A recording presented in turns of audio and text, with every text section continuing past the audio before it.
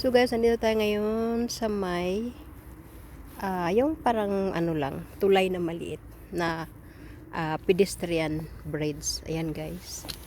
Kasi tubig ito guys.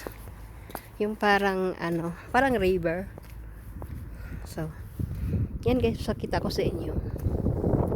Ayan, ito yung river.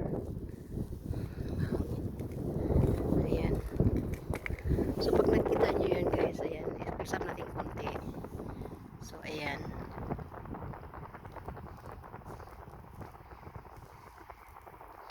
So ang ganda.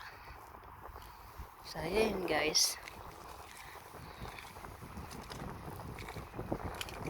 So ayan yung tubig. Hangin siya. Pero maganda.